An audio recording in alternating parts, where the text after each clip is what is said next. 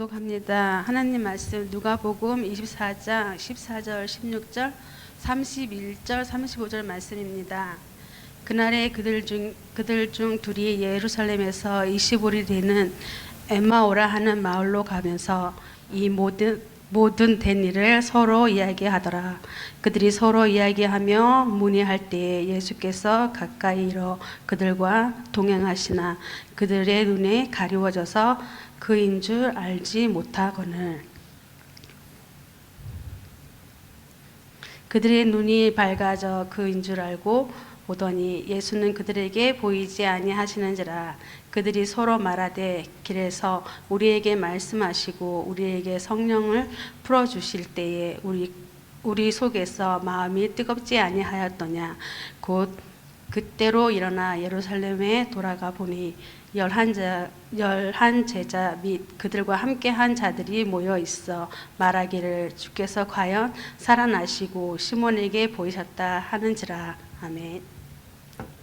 두 사람도 길에서 된 일과 예수께서 떡을 떼심으로 자기들에게 알려주신 것을 말하더라. 아멘. 아멘. 오늘 부활주일을 맞이해서 주님 앞에 나오신 여러분 주님의 이름으로 진심으로 환영드립니다. 아멘. 우리 옆에 분들과 함께 인사합시다. 참 잘 오셨습니다 하고 한번 인사합시다. 참 잘 오셨습니다. 참 잘 오셨습니다. 참 잘 오셨습니다. 오늘 예배 행진 캠페인 마지막 날입니다. 여러분 마지막 날인데 이 마지막 날에 또 우리 모두가 부활주일을 맞이합니다. 이 바라기는 오늘 예배를 통해서 우리 삶에 마음을 다하는 진실한 예배가 다시 한번 부활되는 복된 시간이 되기를 주님의 이름으로 간절히 부탁드립니다. 아멘. 오늘 부활주일을 맞이하면서 계속해서 믿음이 성장하는 증거 8번째 시간을 가지려고 하는데 한번 따라할까요? 부활의 주님을 만나면. 우리가 지금까지 믿음이 성장하는 증거라는 주제를 가지고 7번의 시간을 거쳐서 함께 은혜를 나누었습니다. 우리가 먼저 믿음이 성장하는 증거는 첫 번째 뭐라고 이야기했습니까? 하나님의 말씀을 들을 때 우리의 마음이 어떻게 된다고요? 찔림이 있어. 이 마음에 찔림이 있다는 거죠. 마음에 찔림이 있고 마음이 찔린다면 그 다음에 어떻게 됩니까? 우리가 변화를 받아. 이 믿음이 성장하는 증거가 바로 찔림으로 말미암아 우리의 삶이 변화를 받는다 말씀하고 있습니다. 무슨 이야기냐면 변화받지 못한다는 것은 결국은 하나님의 말씀과 자기 생각이 어떻습니까?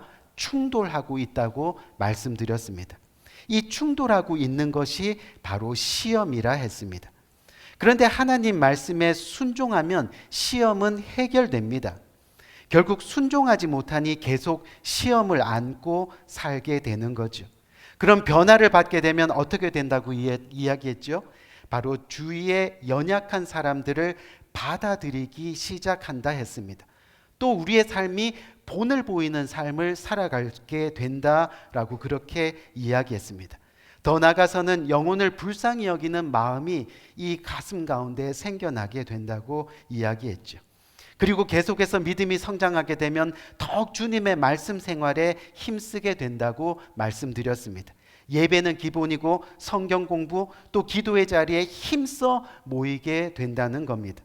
이 말씀이 중심이 되어 살아가다 보니까 이제 우리 입술에 더 이상 뭐가 없어집니까? 핑계와 또 뭐죠? 변명. 이 핑계하지 않습니다. 변명하지 않습니다. 그리고 오히려 내가 죄인입니다 하고 그런 고백이 이루어지게 되어 있다는 겁니다. 이것이 바로 우리의 삶 가운데 믿음이 성장하는 증거라고 말씀드렸습니다. 그런데 오늘 이 믿음이 성장하는 증거 8번째 시간으로 부활의 주님을 만나면입니다. 오늘 본문은 우리가 잘 알고 있는 이 엠마오로 가는 두 제자의 이야기죠. 두 제자가 예수님이 죽고 나서 너무나 실망했습니다. 낙심했습니다. 그래서 예수님과 함께한 모든 삶의 터전을 다 내려놓고 그래 고향으로 돌아가자. 고향에 가서 어부로서 물고기도 잡고 뭐 내가 원래 했던 일들 하면서 살아야지. 그러면서 고향으로 내려갑니다. 그런데 내려가는 도중에 길가에서 누구를 만납니까? 바로 예수 그리스도. 그런데 그냥 예수 그리스도가 아니라 부활하신 예수 그리스도를 만나게 됩니다.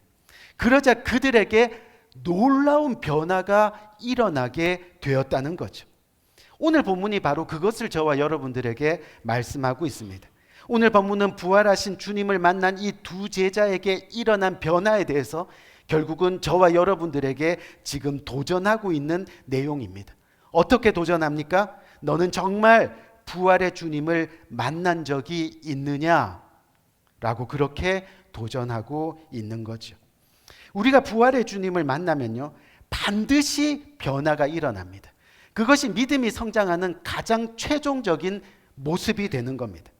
근데 그 변화된 모습이 우리 안에 있을 때 그것이 진정 우리가 부활의 주님을 만난 증거가 되고 결국은 우리의 믿음이 성장하는 증거가 된다는 것을 오늘 본문은 저와 여러분들에게 말씀해 주고 있는 거죠. 여러분, 정말 우리가 부활의 주님을 진정으로 만나게 되면 우리 삶 속에 진정으로 변화가 일어나는데 어떤 변화가 일어납니까? 오늘 말씀 보니까 첫 번째로 어떤 변화죠? 바로 영혼의 눈이 띄어지는 겁니다. 영안이 열리는 그런 놀라운 변화가 일어나게 된다는 거죠. 오늘 본문 말씀 16절 한번 봅시다. 16절 말씀을 보니까 뭐라고 되어 있습니까? 저희의 눈이 가려져 그인 줄 알아보지 못하거늘. 저희의 눈이 가려져서 예수님을 알아보지 못했다라고 성경은 이야기하고 있습니다. 여기서 눈은 다 같은 눈이 아닙니다. 우리가 가지고 있는 이 눈에는 보이는 눈이 있고 그리고 보이지 않는 눈이 있습니다. 보이는 눈은 바로 육체의 눈을 이야기하는 겁니다. 보이지 않는 눈은 영혼의 눈을 이야기하고 있는 거죠. 근데 이 육체의 눈으로 우리는 사물을 보고 또 이 육체의 눈으로 우리는 하늘과 땅을 봅니다. 또 여기 있는 사람들도 우리는 보게 됩니다. 그런데 이 육체의 눈은 언제나 한계가 있습니다. 우리가 볼 수 있는 모든 사물의 10%도 제대로 보지 못하는 것이 바로 저와 여러분이 가지고 있는 이 육체의 눈이 된다는 거죠. 이 육체의 눈으로는 아주 큰 것, 지극히 큰 것도 볼 수 없고요. 지극히 작은 것도 볼 수 없습니다. 다시 말하면 우리 눈으로 이 지구 전체를 한눈에 볼 수는 없습니다. 또 이 손에 자라고 있는 뭐죠? 아메바, 또 미생물체, 여러분의 눈으로 보입니까? 볼 수 없습니다. 그런데 어떤 사람은 다 봤어 그럽니다. 도대체 뭘 봤다는 건지, 뭘 다 봤다는 건지 모르겠습니다. 우리의 이 눈은요, 아무리 치켜떠도 자기 눈 위에 있는 눈썹도 제대로 볼 수 없습니다. 아무리 크게 떠도 자기 뒤통수도 못 보는 게 바로 이 육체의 눈이라는 겁니다. 하지만 저와 여러분들에겐 또 하나의 눈이 있습니다. 그것이 바로 영의 눈입니다. 이 눈은 육체의 눈이 보지 못하는 것들을 봅니다. 바로 영의 세계, 하나님의 세계를 볼 수 있다는 거죠. 주님을 바라봅니다. 주님의 나라를 볼 수 있습니다. 주님의 계획을 보고 주님의 섭리를 볼 수 있는 그런 눈이라는 겁니다. 무슨 말이에요? 우리는 10%도 볼 수 없는 이 육체의 눈으로만 살아서는 안 된다라고 말씀하고 있는 거죠. 바로 이 영의 눈이 밝아져야 하는 겁니다. 그래야 하나님이 보이고 그래야 천국이 보이고 그때 신앙생활에 의미가 있는 겁니다. 결국 우리의 믿음이 성장하지 않는 이유가 여기에 있습니다. 육체의 눈으로만 살다 보니까 믿음이 성장하지 못한다는 거죠. 예수님이 부활하셨습니다.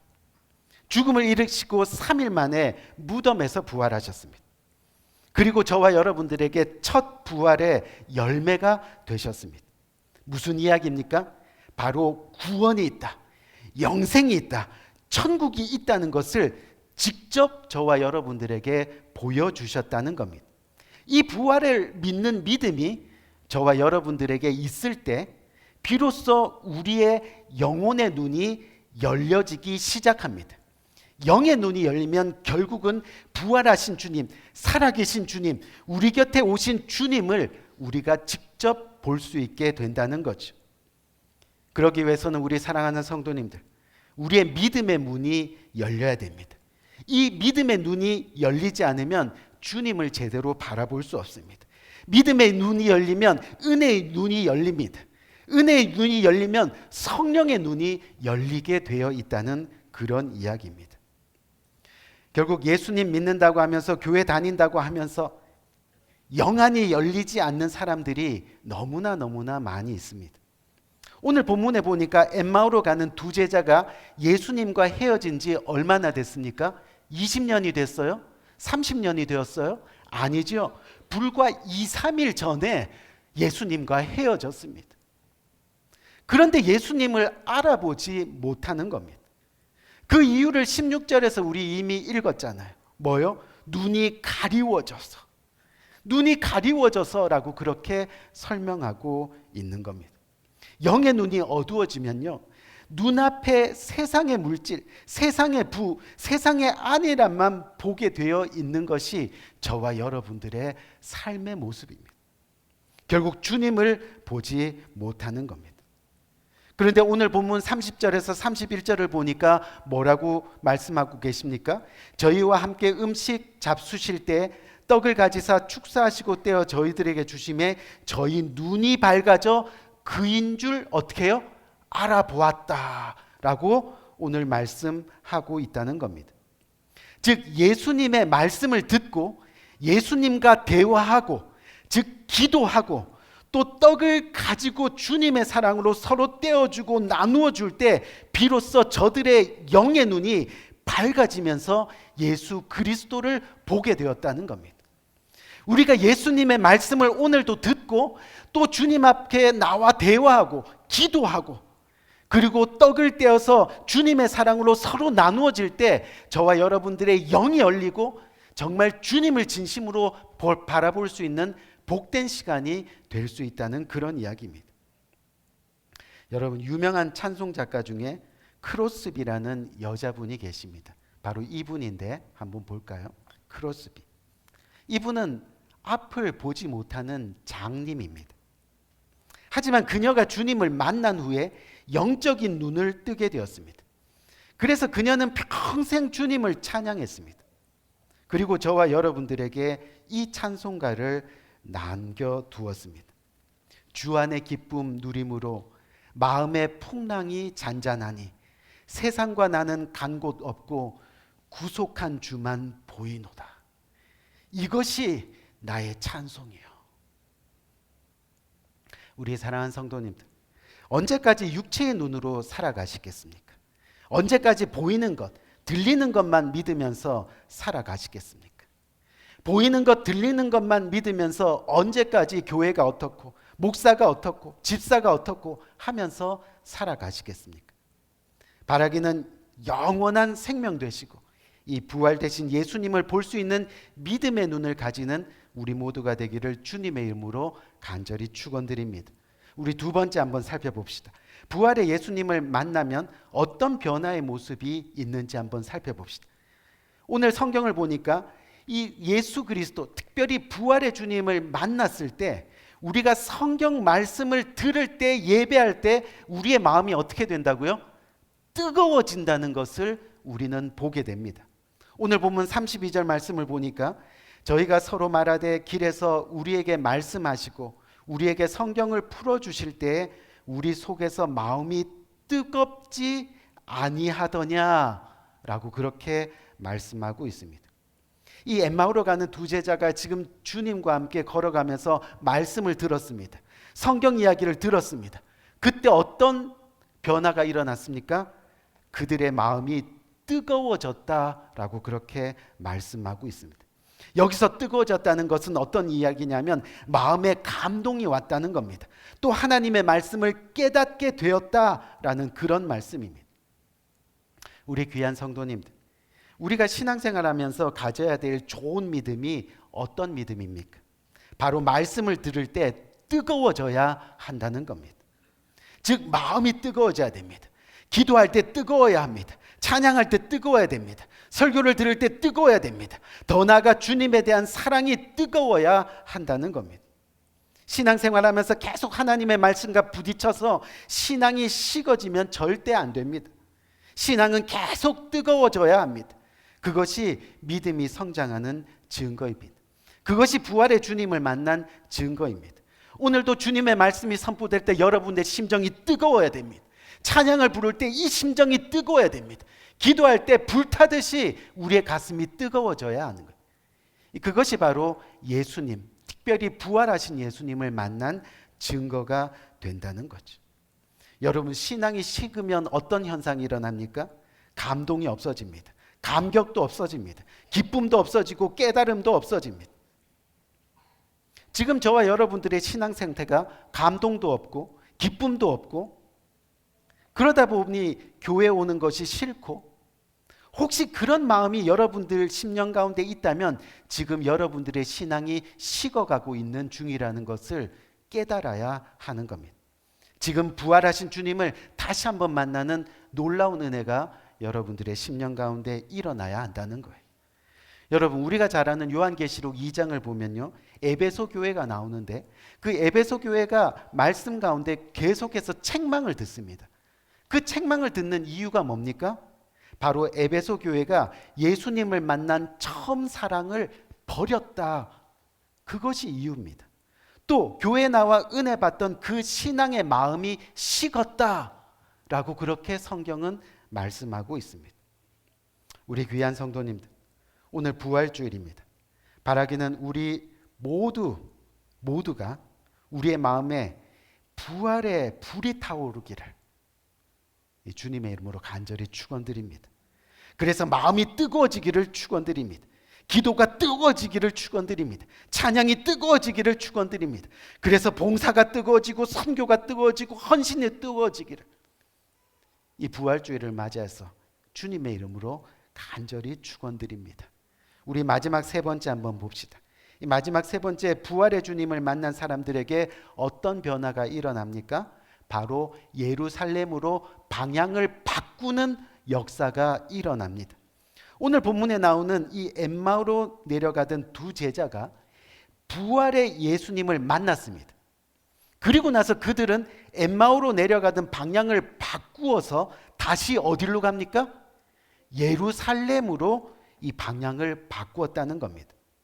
오늘 본문 30절을 보니까 뭐라 그래요?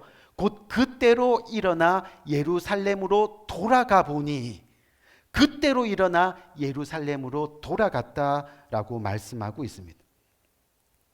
우리 사랑하는 성도님들, 진정으로 부활의 주님을 만난 사람들은 돌아갑니다. 어디로요?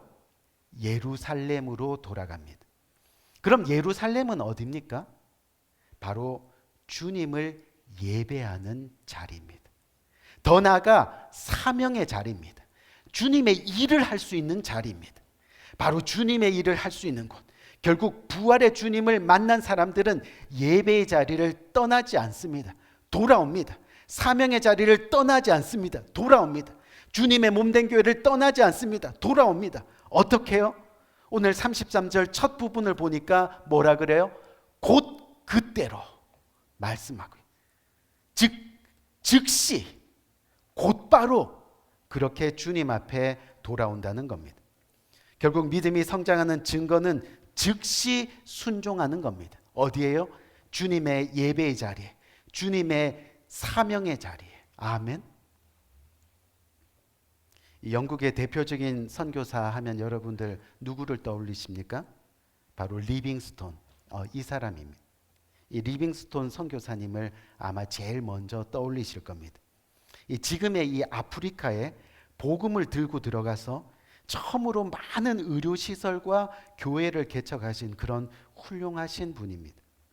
한 번은 이 리빙스톤 선교사님이 오랜만에 고국인 영국에 들어왔을 때 그레스고라는 대학에서 이 리빙스톤 선교사님에게 명예법학 학위 이 박사학위를 수여하려고 했습니다.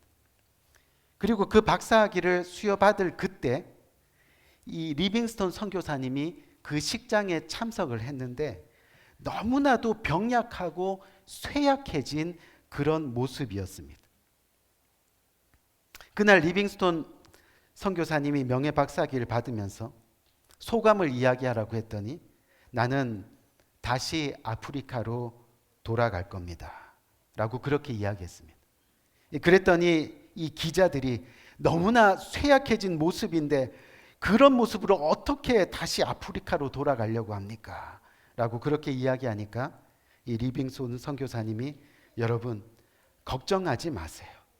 나는 혼자가 아닙니다. 세상 끝날까지 함께 있겠다고 약속하신 살아계신 주님이 나와 함께 하실 겁니다. 부활의 예수님이 나와 함께 광야를 걸어가 주시겠다는데 두려울 것이 뭐가 있겠습니까? 하고 그렇게 이야기했다는 거죠. 여러분, 이 리빙스톤이 왜 이 쇠약해진 몸에도 불구하고 죽음의 땅 아프리카로 다시 돌아가서 선교의 사명을 감당하고자 했겠습니까?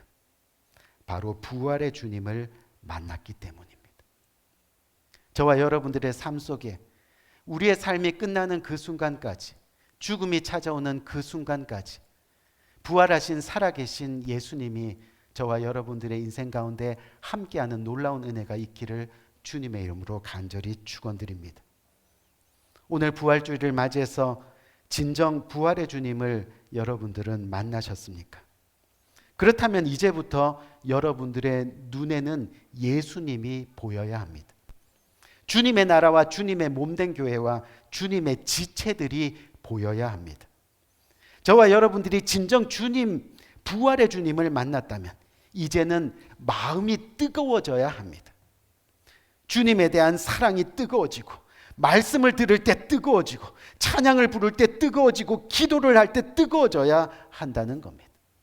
그리고 진정 부활의 주님을 만나셨다면 예배의 자리, 사명의 자리로 돌아와 끝까지 그 자리를 지키게 되는 겁니다.